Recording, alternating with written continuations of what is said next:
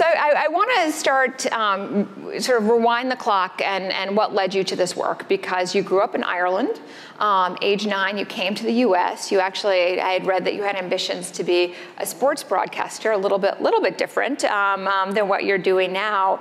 But I would love for you to share what galvanized this passion for you around human rights, and describe what it was like when you went to the much darker fields of some of these war zones and had to witness these human atrocities firsthand. Well, thank you for having me. I think these events are amazing and inspiring, and I always wish I didn't have a day job, and the Russians and the terrorists and everybody back at the UN weren't waiting for me, so I could sit here and lap it up all day. Well, we're happy that they made that there was a little bit of a window for you to be here. But I think for me it was an exposure to the suffering, particularly in the Balkans in the early 1990s.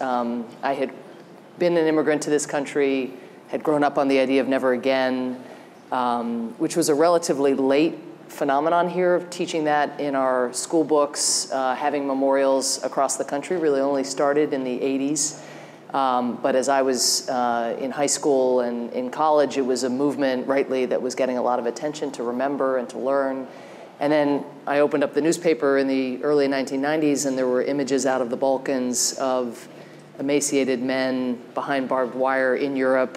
The only difference was, there were lots of differences, of course, in terms of how the atrocities were unfolding, and nothing compares to the Holocaust, but it was just pictures in color of people who were being starved to death, and there were even death camps in northern Bosnia. So like a lot of people, when you open the newspaper and you're horrified and want to do something, the main disqualifier was I had no skills and no capacity to help. So I went door to door in Washington to see if I could go work at an NGO and just do something to help refugees who were fleeing this horrific violence. And I was reminded I had no skills, but where I was working was in the same building as U.S. News and World Report. And back then, the world got as much attention almost as the U.S. part. So I went to them and said, could I go over to the Balkans and be a journalist? I had been a sports reporter in college, covered the Yale women's volleyball team. Seemed perfectly fitting precursor to what lay ahead, but they sort of laughed at that in the same way that you did and said, are you kidding? You have no experience. But I ended up going over there, and there was a community of young people, literally in their early to mid-20s, who similarly had gone over. Some of them likened it to their Spanish Civil War, and they just wanted Europe to step up in the face of this horrific violence. So I became part of this press community. And you asked, what was it like to witness? I mean, because I think it may be very different when you're seeing the photos of it and you're inspired to act in some way. But when the plane touches down and you see those very tragic situations firsthand, what was that experience like for you? I mean, for me, it felt like this is really weird to say, but a privilege, because you are meeting people who have these experiences, who are desperate for help from the outside, and you're their messenger. And sure, there were risks in the sense that being in a war zone is risky by definition, although I will say contemporary conflicts are even riskier, because here, if you're in Syria or in Iraq, you're explicitly a target to ISIL, of kidnapping and hostage-taking and all the rest. So it was a different kind of war experience than today, and I have the utmost admiration for journalists who are in the center of things in 2016. But I could leave. I was always very aware that I had a passport, I had a place to go, and the people whose stories you're gathering, who are trusting you to put it before people in positions of power, are just stuck, and you're it. And so I don't know. It never felt like some big burden to be witnessing, because I had the privilege of being American and being able to come in and out, and the privilege of getting to try to be a vehicle for people who just deserve better. So So you went eventually from being a messenger to someone who's shaping foreign policy issues. You had written a very, very well-respected Pulitzer Prize-winning book on modern genocide, and you got a call from a relatively unknown senator at the time, Barack Obama, and continued to build that relationship, ultimately serving in his administration. What was that like for you to go from and transition from being someone in the academic realm and to be a very powerful voice critiquing some of the issues in America's foreign policy choices to actually being on the other side? What was the hardest and most surprising aspect of that journey? Well, I had worked alone my entire career as a writer. I mean, even when I became an academic, I would set my teaching schedule with the Kennedy School where I taught. So, everything from just having to be on someone's call, to having to be in morning meetings at a certain time, not be able to stay up and write until 4 a.m. and then, get up. I mean, so there were just basic adjustments of being kind of domesticated. And then, most of my work in the years previous to joining the government and joining the administration had been interviewing people who'd been in positions of power to try to reconstruct as a writer what those meetings were like, what the Situation Room was like, why they made the choices they did during the Rwandan genocide, when Saddam Hussein was gassing the Kurds, what were those, who was up, who was down, whose voices mattered, could anyone imagine the victims out in the real world in the Situation Room? Did those kinds of issues come? So I'd done all this almost anthropological research, and next thing I'm in the Situation Room and the conversations are playing themselves out in front of me. In fact, I realized it's my turn to speak. Was it a steep learning curve for you? For some reason, maybe because I'd done all this work. I mean, probably my colleagues would say, yes, it was the steepest learning, but it felt like, this is where, because even when I was in the Balkans, again, what moved me to go and be a journalist, I would have been an aid worker or done something else if I had, I wanted to help people. And it was always a bit of a bank shot to write something and to hope that then someone would read it and then they'd be so moved that that they'd fight, to get something done in order to help the people. So it just seems so much more efficient to be that person, reading these amazing dispatches from the field, or indeed bringing, victims of atrocities, into the policy discussions in a way that they hadn't been brought. And that's what we've done at the UN as well, which is now flashing forward. But the UN it brings everybody together. Without it, we can't deal with Ebola or terrorism or climate change. All the collective action problems, all the threats across borders, which are virtually everything these days. So it has to be made to work. But it's 70 years old.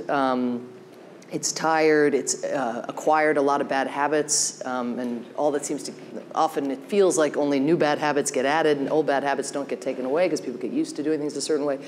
So just to bring the humanity of what we're actually working on into the UN, to puncture a little bit of the bubble and to arrest people and get them out of their automated way of doing things has been a big priority of mine just in the few years that I've been there. So we have all these Security Council meetings on ISIL, and people speak to the human consequences of ISIL, but we, for the first time, brought a woman, some of you may have heard her speak, Nadia, who had been sexually enslaved by ISIL for a year, into the Security Council, and she was the first trafficking victim generally, and first human victim of ISIL who had ever set foot in the chamber that's meant to be, cutting off financial flows, preventing the flow of foreign terrorist fighters, mobilizing equipment, training, et cetera.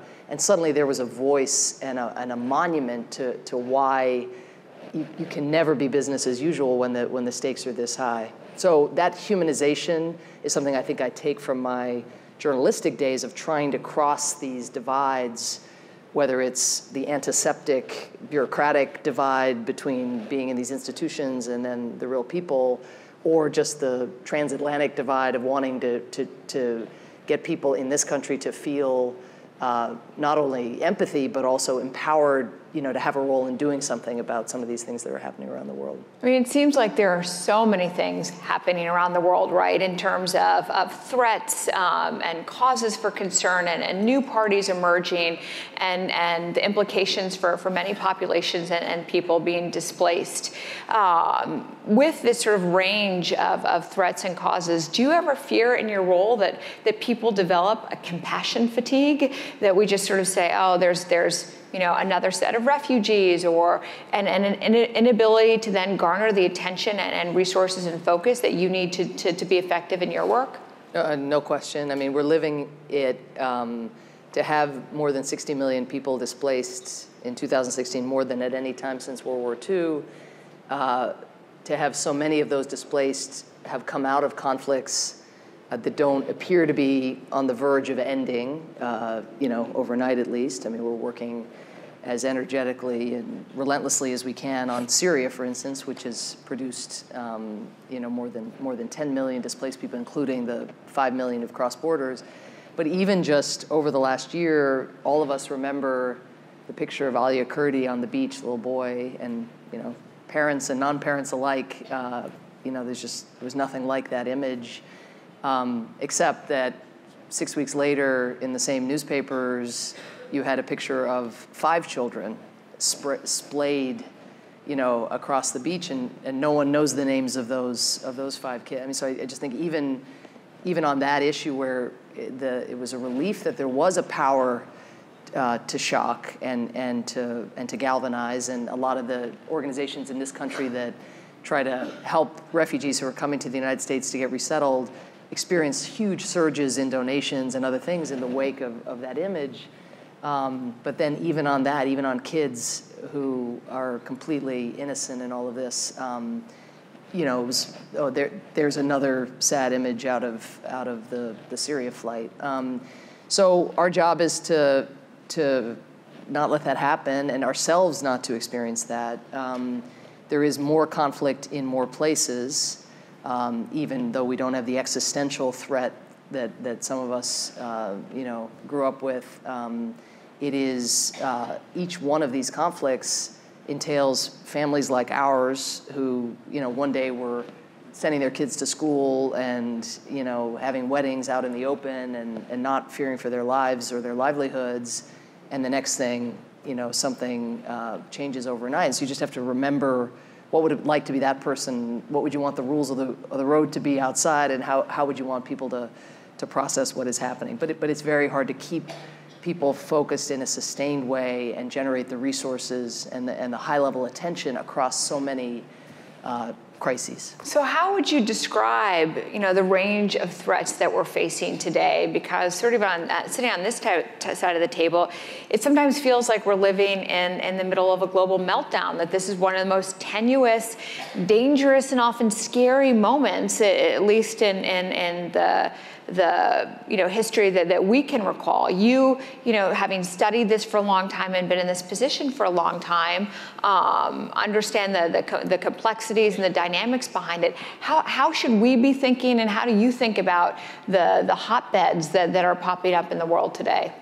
Well, I mean, we're all processing the same tragedies and the same sense of being kind of connected in a way that I think is frightening for people. That sense that what happens over there is no longer over there. There's no wall that can be built around any of these challenges.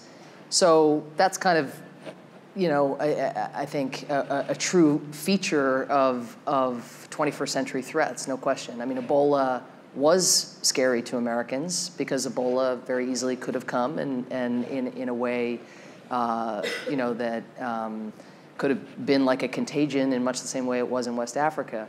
But I think Ebola, I'll just use that as an example, is a great example of why when America leads, we can build global coalitions. President Obama decided to go right into the eye of the storm, send 3,000 Americans, soldiers and health workers, to the place of origin in order to deal with it there, so as to deal with it there, and so it wasn't something that would spread here. And I think you see that was an instance where we were literally building the airplane as we flew it, training our military on how to wear those hazmat suits. And I mean, I remember sitting in the Situation Room and, the public health professionals saying, well, then, then the military will go, suit up and do da-da-da.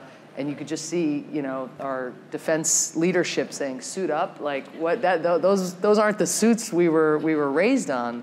But we innovate, and we need not only whole of government responses to most of the threats of today, but whole of nation responses. Like, you can't deal with terrorism unless clerics and civil society and bloggers, who are in social media contesting the nonsense that ISIL is putting out, it's whole of nation, whole of international community responses we need. So that also scares people because it's a big collective action challenge to go beyond governments. Governments have challenges cooperating, but then when you look at all these other pillars of society that have to be part of the answer, whether it's in designing lighter suits on Ebola, or renewable energies on climate, or even individual behavior on climate in terms of how we live our lives, the things that require lots of action by lots of people are necessarily daunting. Yet when it works, it's sustained because it's got the buy-in not only of elites or governments, but all of society is being brought to bear. And I mean, it's a hard time to ask because we're in political season, but it does feel as though while people are daunted by the connectedness and the tragedies, I think there is a recognition that you can't isolate yourself from what's happening, and that the United States has to lead the world in order to mobilize what have to be global responses and not merely American responses. I want to shift to the personal side of your career journey, because obviously you're in a very intense and demanding position. But I want to sort of talk about how you do all that you do. I was really struck reading about your personal life and the fact that you had 2 children while you were serving in the White House. And when you got this amazing opportunity at the UN, I think you said you had to move to New York with a 4-year-old son, put him in kindergarten. You were nursing still your 1-year-old daughter, and the world seemed to be blowing up. And I love that when you were describing that period in time, you had said that it's not just a matter of leaning in, it's a matter of hanging on. So how do you think about being a mother, and something you've been very, very open talking about, in the context of an incredibly demanding job where 24/7, oftentimes you're being forced to act?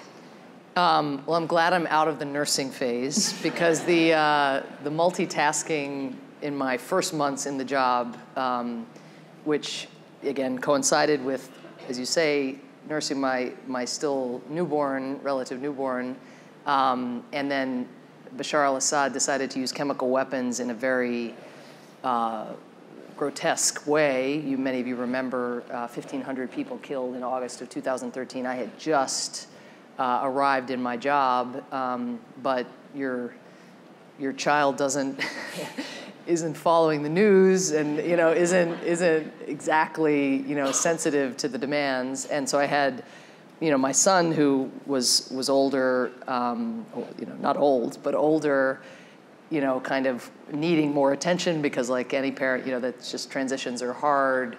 And so I'd be on with Secretary Kerry, my new colleague in this role, and my son would be tugging at me. He's a fanatic Washington Nationals fan, and he'd be like, "Mommy," and I'm like, "No, I'm on with Secretary Kerry." Chemical weapons, really. And he's like, "Mommy." And I'm saying, "Mr. Secretary, just one second if I could." So everybody, because you all have been there, it doesn't matter what the topic is, everybody has been there, but and I'm sure you have versions of this, and the ultimate punchline is him saying, "What's the score of the Nats game?" And that was his way of, and remains to this day, his way of connecting. And but just that's life in the big city. The juggle is what it is. I think what I've done is try to describe what I actually do every day in a manner that is accessible and not too doom and gloom.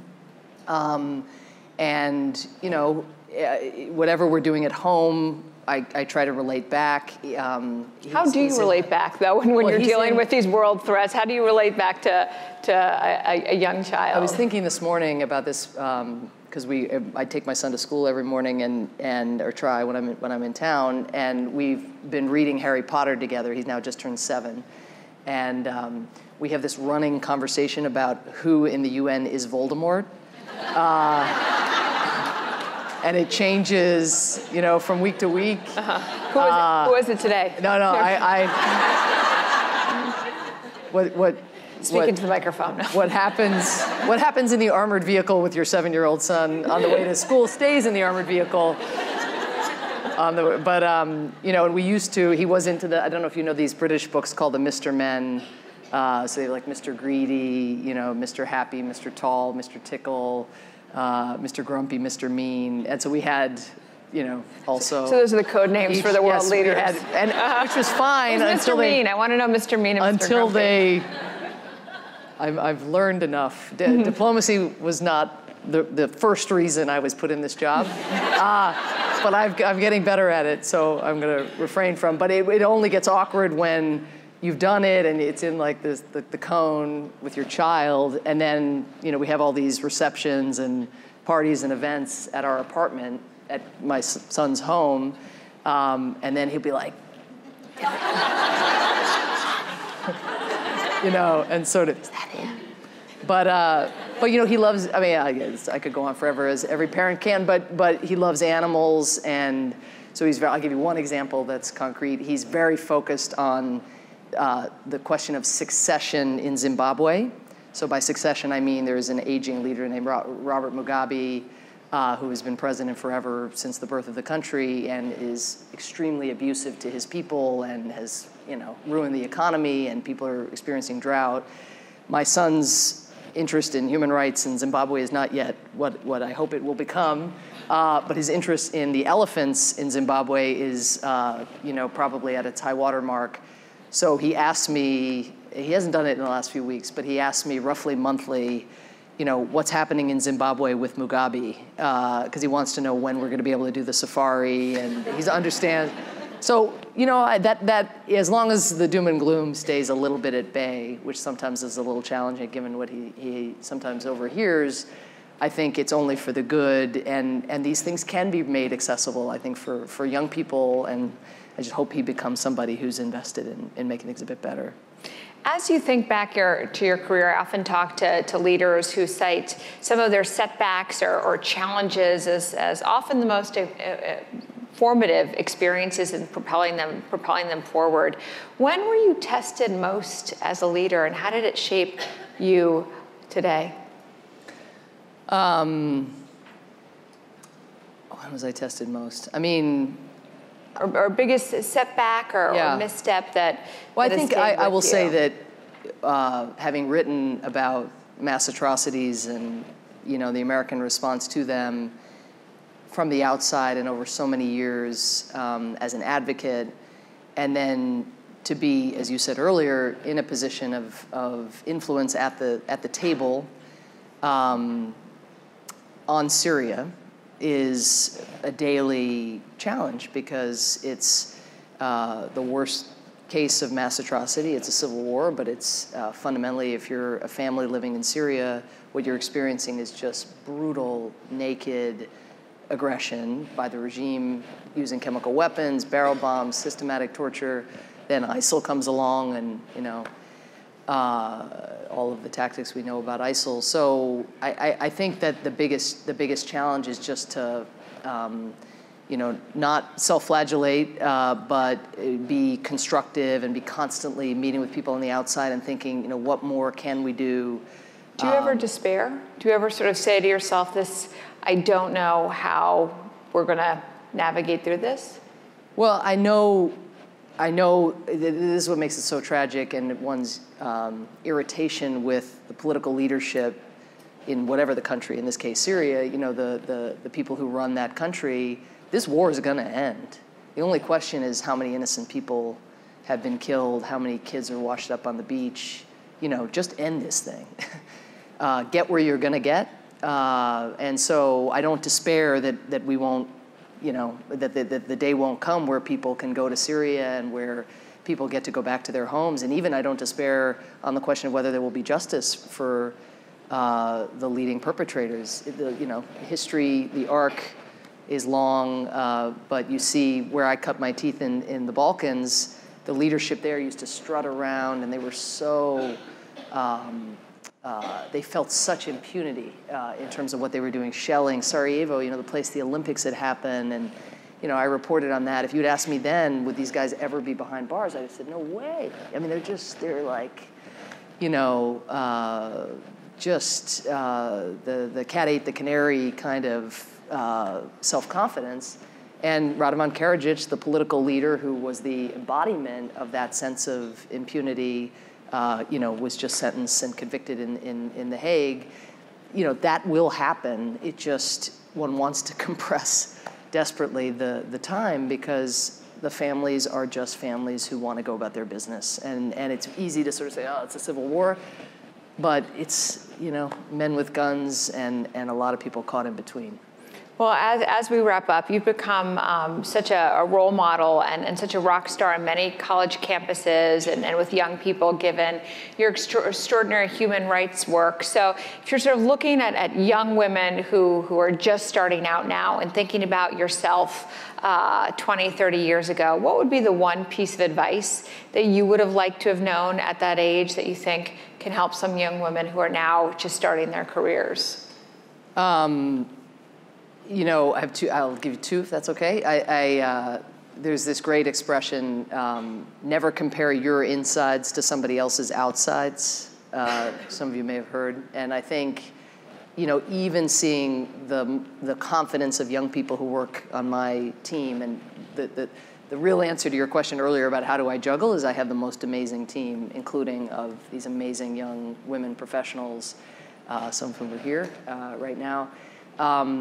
But I just think the voices in one's head, one not only has those voices and has to slay, I call it the bat cave, the doubts and you got to slay the bats. But there's some assumption that I think women tend to bring more than men, that the person next to you doesn't have a bat cave, and so what you're seeing is just how somebody is living in the world. And so I think having the confidence to slay the bats, but also knowing that other people often, as you dig deeper and as you get older, I think you really realize that many people are having similar thoughts and debating with themselves. The other thing, though, because I find, particularly among those who want to make the world better and get into human rights and do public service, there's a desire, almost young people are so ambitious. And they want to fix everything at once, and they want to end climate change and get political prisoners freed and make sure Joseph Kony gets arrested in Central Africa and, end the famine in South Sudan. And they know things. I mean, they're really, digging in, but they're very, very wide, and I find. And so what I often encourage them to do is know something about something, that if you could just learn literally about, the specifics of, for instance, how legal aid works, in Somerville, Massachusetts, or what it takes for a family to go from welfare, back into the workplace, or veterans care, or an issue that I just appeal to you to, if you can, have any bandwidth or any interest, the refugee issue, the question of refugees who are coming to this country. If a young person goes and works with the International Rescue Committee or Mercy Corps, or, Church World Service or somebody resettling a refugee, they will see the whole world like through the grain of sand, rather than trying to, work at the climate organization and do this and that, but to go deep, and then that will serve you when you get out and make your choices about where you want to leave your mark. So that just knowing something about something, not to specialize as such, but just to go deeper and to have confidence that you're not squandering, you're not ruling out doing other things. Life is long. But knowing one thing well ends up, I think, empowering you and giving you a set of tricks to the trade that you can apply across the board. Well, you certainly know many things very, very well, and we're grateful for all your continued service and the powerful voice, as I said earlier, that you've given to so many who have remained unheard. So, Ambassador Power, thank you so much for being here today, and thank you for all that you do. Thanks so much.